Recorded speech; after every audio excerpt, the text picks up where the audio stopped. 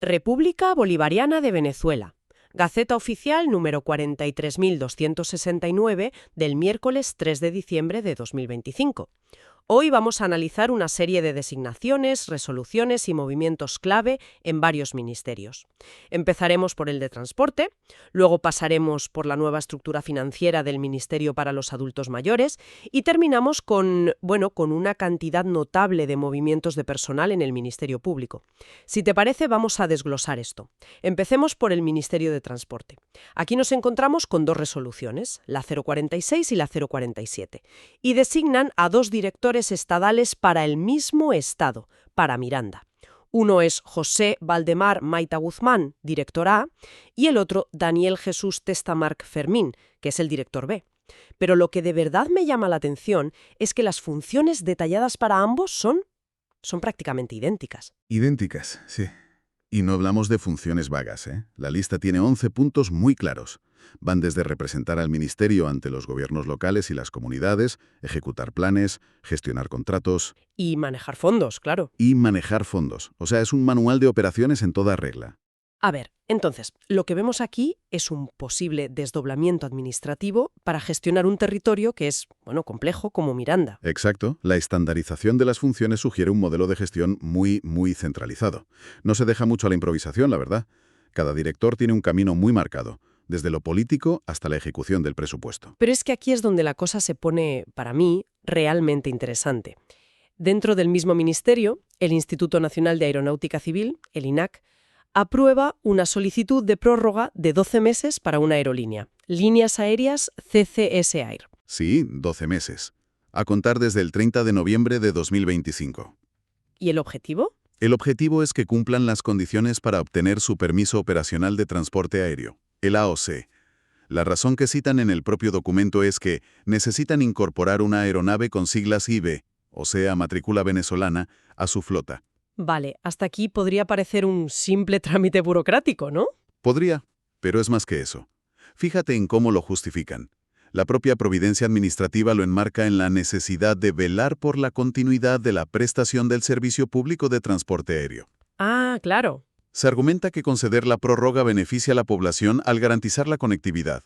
Es un ejemplo de libro de cómo una decisión administrativa se vincula directamente con un servicio público que es esencial. Entiendo. Y los movimientos no paran ahí. También se nombra un nuevo capitán de puerto interino para Delta Amacuro. Pero lo que de verdad me ha llamado la atención es la resolución del Instituto Nacional de Canalizaciones. ¿Ah, sí? Esa es fascinante por el nivel de detalle, por el nivel de granularidad del control financiero que demuestra. Cuéntame, porque autorizan a 3 personas muy específicas. 3 personas, ¿sí? Jackson Arcángel Rivas Velasco, que es el presidente, luego Joana Karina Villarrada, jefa de División de Gestión Administrativa, y Carmen del Valle León Marrugo, la coordinadora de Tesorería. Y aquí no hay una autorización genérica de pueden firmar, para nada. No, en absoluto. La resolución establece diferentes clases de firma. Las llaman A y B.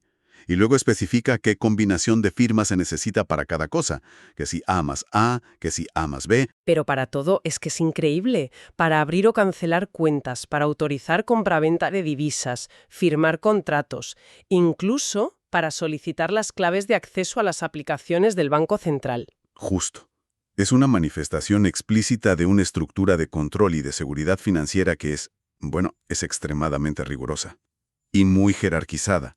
No es una autorización genérica, como decías. Es la desconfianza hecha procedimiento. De acuerdo, dejamos el transporte y nos vamos a la planificación para 2026. Cambiamos de ministerio y nos vamos al del poder popular para los adultos y adultas mayores, abuelos y abuelas de la patria. Aquí se aprueba su estructura para la ejecución financiera del presupuesto del año 2026. Pues sí. Esto es, en esencia, el andamiaje sobre el que se va a ejecutar todo el gasto social de este ministerio para el próximo año fiscal. La resolución es la 007-2025, firmada el 1 de diciembre de 2025. Y lo que hace es crear una unidad administradora central, una UAC, y aprueba las unidades ejecutoras locales, las UEL. Exacto. Y esta distinción entre una unidad central y las unidades locales nos muestra la arquitectura del flujo de dinero. O sea, una entidad central que gestiona y distribuye. Eso es. Y luego las unidades locales que son las que ejecutan las metas y las tareas sobre el terreno. Es un modelo clásico de la administración. Y se designa a una funcionaria como responsable de esa unidad central, de la UAC. Enia Virginia Guerrero Díaz. Ponerle nombre y apellido a la responsable de la unidad central, como hace el documento, es clave. Establece una línea de responsabilidad financiera clarísima. Ella es, en última instancia, la que responde por cómo se gasta el dinero. De nuevo, volvemos a la idea de un control muy centralizado. Siempre. La estructura está diseñada para que el control final resida en una única oficina, en una única persona. Entendido. Y para terminar, llegamos a lo que parece una reorganización a gran escala. Nos encontramos con una verdadera oleada de movimientos en el Ministerio Público. No es un caso aislado, es una lista muy, muy larga de resoluciones que trasladan y designan fiscales. En muchísimos estados del país, además. Sí, he visto Lara, Miranda, Táchira, Aragua, Portuguesa, Nueva Esparta. Y si conectamos esto con el panorama general, lo que estamos viendo es la maquinaria del sistema de justicia en pleno reajuste. Cada uno de estos traslados, aunque parezca un simple movimiento administrativo, tiene un impacto directo en cómo se administra la justicia a nivel local. Y los cargos que se mueven son sobre todo fiscal provisorio y fiscal auxiliar interino, ¿verdad? Exacto. Y ese detalle no es menor. ¿Por qué? Porque un fiscal provisorio o interino es por definición más dependiente del poder central que lo nombra. No tiene una plaza fija. Su puesto no está consolidado. Esto puede sugerir una estrategia para asegurar un mayor control o lealtad en el aparato judicial regional.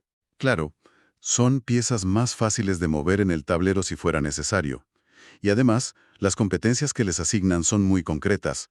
Por ejemplo, una fiscal es trasladada a la Fiscalía Quinta de Lara, con competencia en delitos de tránsito. O, por ejemplo, un fiscal auxiliar que va a la Fiscalía Municipal Sexta de Miranda, con competencia en un sitio muy específico, el complejo urbanístico Ciudad Belén en Guarenas. Un fiscal para una urbanización. Un fiscal para una urbanización. Pero mira otros casos. Una fiscal designada en Aragua para la Fiscalía 22ª. Su competencia: homicidio y delitos graves. Palabras mayores. Desde luego. Y en Portuguesa, una fiscal auxiliar para la Fiscalía Tercera, con competencia en defensa ambiental y fauna doméstica.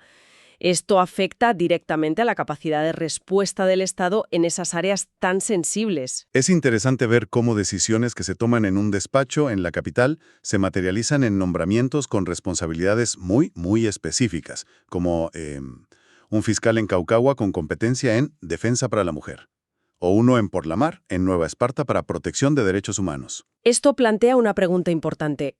El documento nos ofrece el qué, una serie de traslados y designaciones, pero el por qué queda abierto a interpretación. Podría ser una reorganización rutinaria para cubrir vacantes y optimizar recursos. El documento oficial es el registro del hecho, no de la intención que lo motiva. Entonces, si echamos la vista atrás y analizamos esta Gaceta Oficial en su conjunto, ¿qué imagen nos devuelve? Pues nos devuelve la imagen de una administración pública en pleno funcionamiento, desde luego, pero sobre todo una administración centrada en la estructura y el control. Vemos que se nombran directores con funciones específicas y duplicadas. Se gestionan permisos para servicios públicos como el aéreo. Se sientan las bases para el presupuesto del año siguiente. Y se reajustan las piezas clave del sistema judicial. Diría que lo que unifica todas estas resoluciones es la formalidad y la estructura del Estado. Autorización financiera. Cada traslado de un fiscal está meticulosamente documentado, firmado y, algo crucial, hecho público a través de este medio.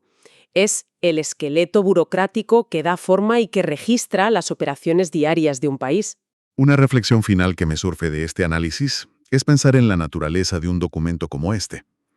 Cada línea que se publica representa una decisión que, al final, afecta a comunidades, a empresas, a individuos.